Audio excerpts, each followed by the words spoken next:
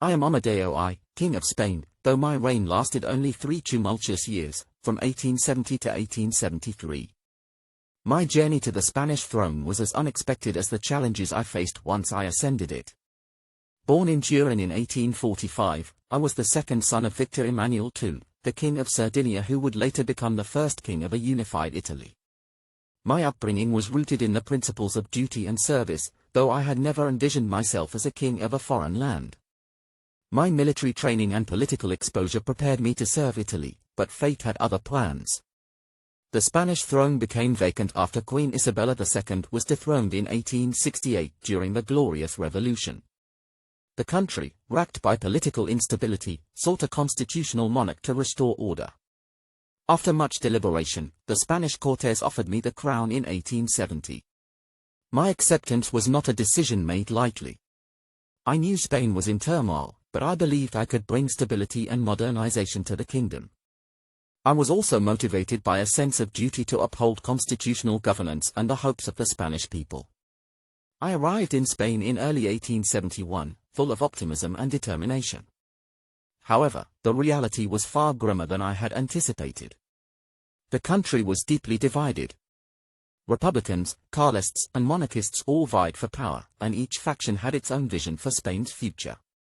As an outsider, I faced immediate skepticism from the nobility and the people alike. Many viewed me as a foreign imposition rather than a legitimate ruler. Despite these challenges, I set to work.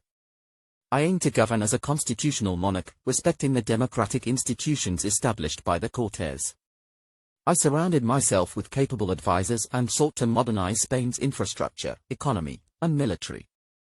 However, my efforts were continually thwarted by the deep political rifts within the country.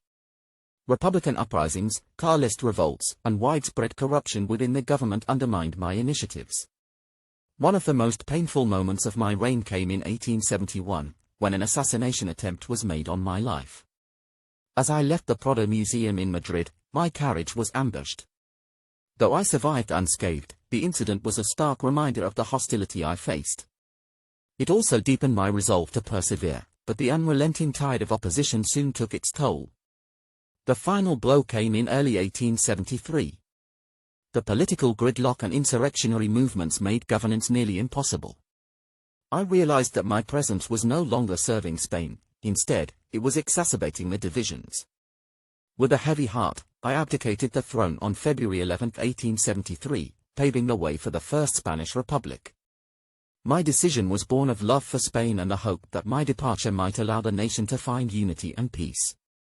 After my abdication, I returned to Italy with my family. I lived the remainder of my life away from politics, dedicating myself to personal pursuits and reflecting on the turbulent years I spent as King of Spain. Though my reign was brief and fraught with difficulties, I take solace in knowing that I upheld my principles of constitutional governance and did my utmost to serve a nation in crisis. My story is one of duty, struggle, and the limits of power in the face of insurmountable challenges. It is a reminder that even kings are but men, subject to the tides of history and the will of the people.